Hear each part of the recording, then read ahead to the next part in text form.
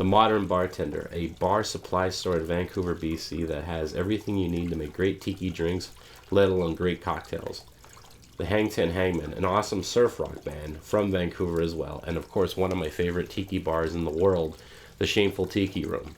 The man behind all these things is Rod Moore, and that's who we're going to speak to on this episode of Tiki with Ray.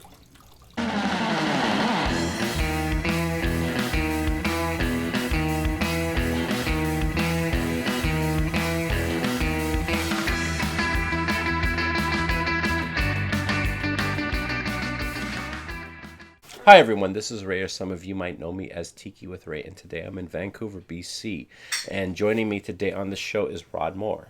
Woo. Rod Moore is the owner and builder of the Shameful Tiki Room. And I'll be honest with you, I've been to a lot of tiki bars across the country, and Rod's place is probably one of the best ones I've been to, and I mean that. Hey, thanks, Ray. Yeah, thank you.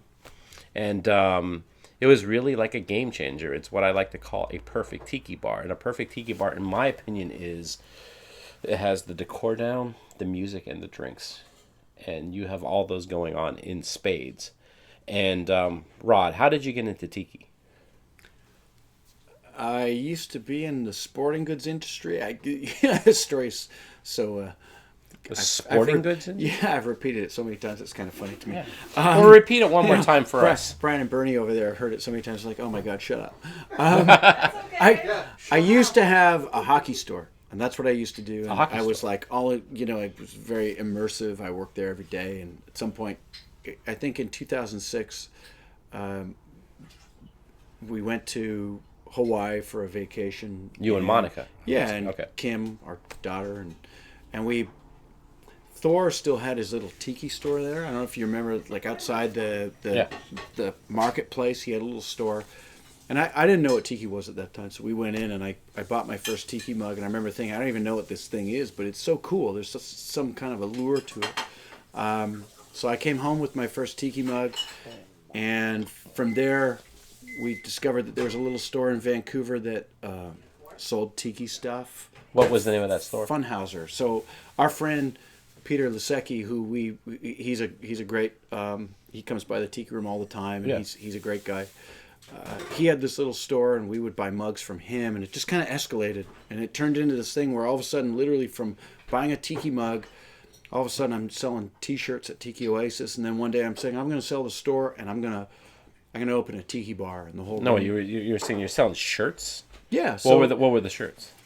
Somewhere along the line, I found that as you look around online, you can see old artwork. So I would find these old matchbook covers, and turn them into T-shirt art, and then sell them at events. And that was okay. It's not a career, but it was kind of fun. Yeah. But it was just how the process went. From buying one mug to making T-shirts to all of a sudden I'm going to open a tiki bar, and the whole room goes quiet and thinks that you're nuts. Well, how did you decide to? What brought that in you to be like, okay, I want to make a tiki bar, as opposed to just selling like shirts? I mean, that's a big jump.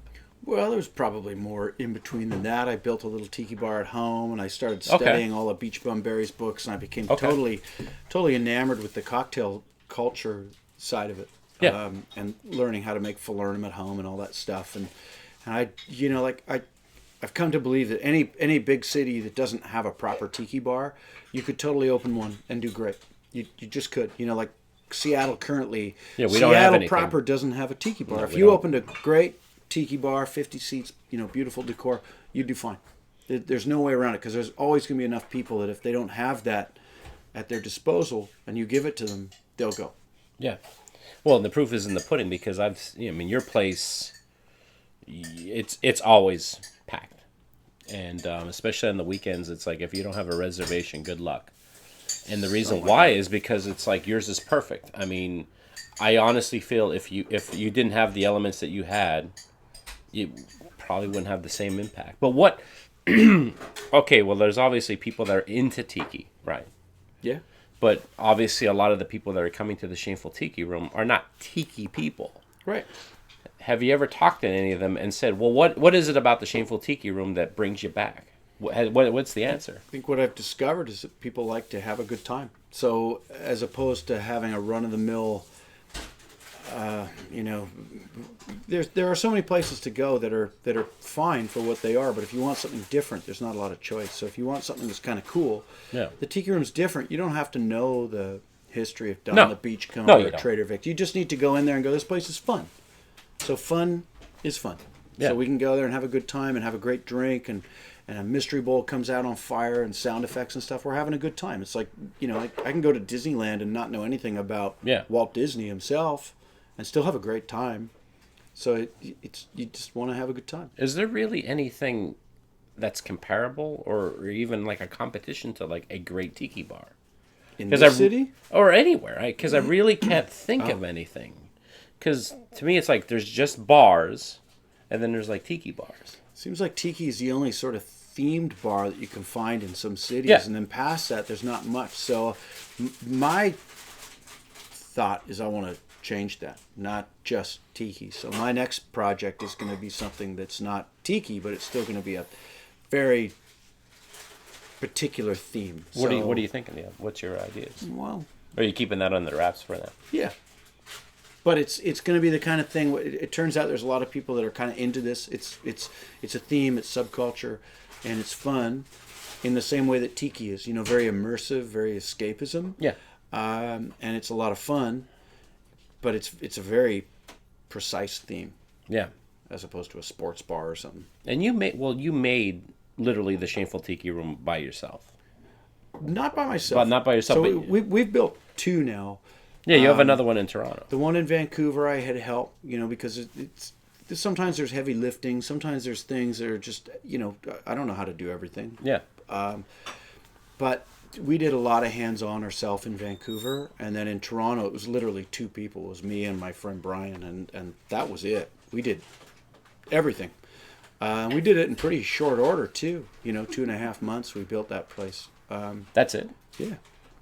When you were building that place, what were your inspirations? Like where were you pulling your influences from? Trader Vic's, Don the Beachcomber locations? All or the just... above, yeah. Tiki tea. I mean, for me, the elements that you'll find in our places draw from all kinds of things. So, I mean, I even remember talking to the guy that owns Frankie's Tiki Room, and he was nice enough. P. Moss. That's right, P. Moss. Yeah, and Moss. actually Bamboo Ben, I think, actually He did built that place. Yeah, he built but it. Moss is a really cool cat. You know, he plays in a punk band. Yeah. He's written books, and he owns a couple of bars. And so I asked him if I could meet him at his location and just talk about it. He said, yeah. He was very gracious with his time. You know, so he offered all kinds of good information about what you can get away with, what you can't. Yeah. It was pretty cool. So when did the Shameful Tiki Room open up? Vancouver was 2013 and Toronto was 2015. Okay, so they've been around a while, Yeah. actually. And what made you decide to open up another place, literally on the other side of the country? Or was that the original plan from the get go? It's like, all right, I want to get one place going, and I immediately want to get another place going. I want to get one place going with the idea that I'm open to doing more, and I don't want to be stuck at one location working there hands on all the time, or I won't be able to branch out and do more things. So the Toronto idea came about because we were at Ohana, like Luau by the Lake, which is an event in New York. Like George, right? Yeah, and so we were at that, and a friend of ours, Pete, was there, and he said, you know what? Yeah, if you're thinking about doing Toronto, you got to do it because Toronto has nothing. And here again, same thing as Seattle. Toronto's a huge city, like the greater Toronto area is 6 million people with no tiki bar. No. How can you fail? That was it was a travesty. Yeah. That was my thought. And you know, so it's like, okay, let's go in there, find a cool neighborhood, and open a proper tiki bar. Do the drinks right, have the music like you said, have good decor, all that stuff. What neighborhood in Toronto is the Shameful Tiki Room? Parkdale. Parkdale. Yeah, which is a lot like the area in Vancouver. And what area in Vancouver, BC is the Shameful Tiki Room? Is there a name for that neighborhood? Yeah, it's called Mount Pleasant. Mount Pleasant. It's part of East Vancouver, so it's an eclectic, kitschy neighborhood. There's lots of cool people. There's a mix of people, and Parkdale and Toronto is the same thing. It's just a real mix. You know, there's totally crazy people, and then there's really cool people and young people and old people. It's just all over the place. Okay, well, since how long have you lived in Vancouver? My whole life. Your whole life. So you're a lifer. I gotta ask. There is a place in Vancouver called the Waldorf. Waldorf. Yeah. The That's Waldorf. Navy Grog's talking. Yeah, right that's there. the Navy Grog talking. Well, was that an influence on you at all, or was that no? The Waldorf is a really cool old place that has like its original decor that goes back to the era. So it's great. Like it is a great space. Yeah. And it's big and it's got like multiple levels and stuff. But as far as doing something current that really pays homage to doing everything the right way and stuff, the Waldorf would be very hesitant to do the drinks the right way or play that kind of music or anything. It's that they're like, well, we want to get just people in here and young people that want to have. And that was, but the important thing is that wasn't part of your influence. No. So you went to Hawaii. You got it. You bought your first tiki mug. My influences came from when I was talking about like Frankie's, for example. Moss thought it'd be cool to put this little TV behind the bar that there's no sound coming out of it, and it's playing these random clips that maybe in terms of 1950s tiki, is it relative? Well, not really. Yeah. Is it relative to the vibe though? Yeah, very much. It's very kind of pop culture, underground pop culture, really weird stuff. I thought I want to take that kind of in my own direction and put a couple TVs behind the bar, black and white, no sound, playing old 50s B movies and stuff. So it fits the vibe, but it's not distracting. You're not playing something above. No, you're not watching. You're watching the game or something. It's just part of the decor. And I took elements from Tiki T, my favorite bar, Don the Beachcombers, all these places. Tiki T is your favorite tiki bar? I love Tiki T because it has some kind of magic energy that's so great. And so you just take all your favorite elements and go, okay, well, if these Tiki T's been around for over 50 years, if you borrow one of their elements, I don't see that you're doing anything wrong. No. Take Beach Bum Berries, unearthed recipes, all these things, and try and combine them into your own place. Yeah. You're in good shape. Look at this. There you go. There's a drink for you. And from nowhere. Thank you, Brian. A fresh Navy Grog. There you go. Cheers. To you. So what was the first tiki bar you've ever been to, Brian? Would it have been the Tiki T? It's a good question. I don't even know if I know the answer. In 2010, my wife and I did a tiki tour. So we drove from Vancouver through Seattle, Portland, San Francisco, to LA, and then to San Diego to go to Tiki Oasis. And along the way, like Smuggler's Cove, which is from the modern era, but they had just opened. So we got there right after they had just opened and had a great night. I had a good time. We did Don the Beachcombers, Tiki T, the Alibi in Portland, and the other tiki bar that used to be called Thatch. Now it's Ali Pele. We just hit up every place along the coast that we could. Some of them were old vintage places, and some of them were new era places. But it was cool. It was very educational. Good drinks, bad drinks, all of the above. It was a good way to learn about it. Vancouver used to have a Trader Vic's, right? We did. Closed in '96. So did you ever go to that? I never did. No. It's before my awareness or interest of it showed up.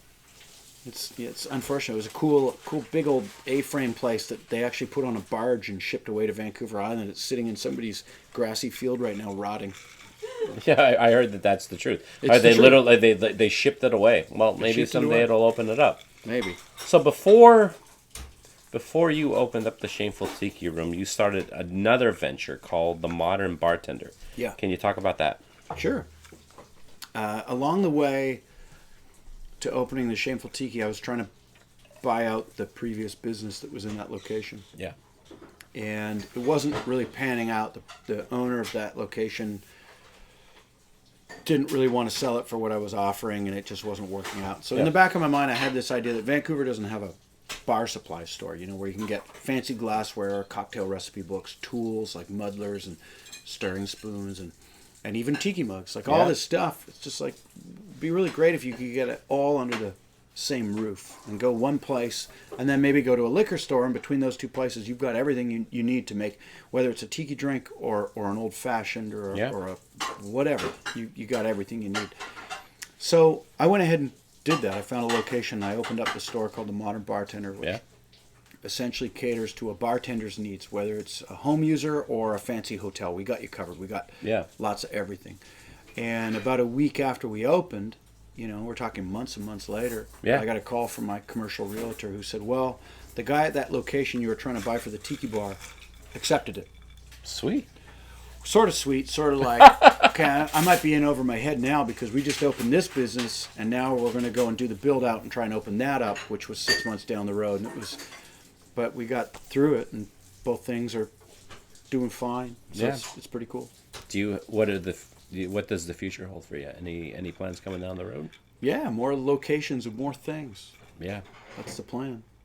No, I'll tell you what, Rod. I mean, like, your place is amazing, and when there's the history, the tiki of history is being written for the third wave, you're gonna be part of that. You realize that, right?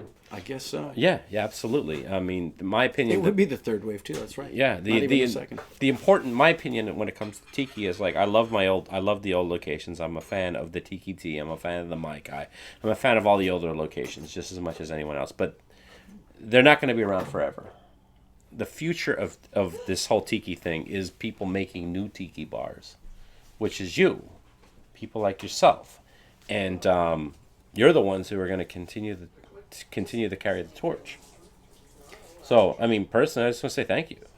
Thank you for coming and drinking and, putting together a tab that you have to pay at the end of the night. Yeah, exactly. Anything I could do to help the tiki scene. Yeah.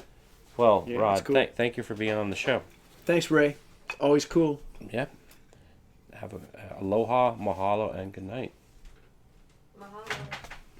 Okay, I can't keep it together anymore. I'm so drunk. It's. At one point, he called me Brian. You are so drunk.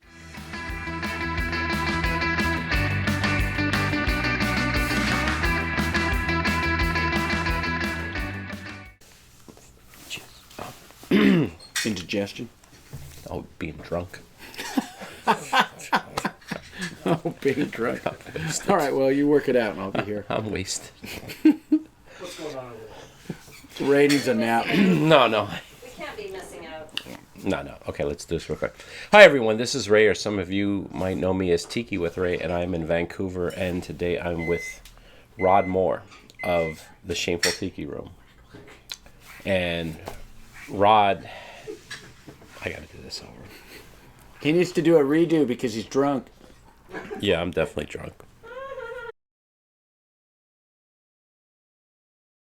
Hey gang, this is Tiki with Ray, and I just want to say thank you very much for checking out my video. I hope you enjoyed it. And if you want to see more episodes, click on the subscribe button. And if you liked the video, give it a like. That would mean a lot to me.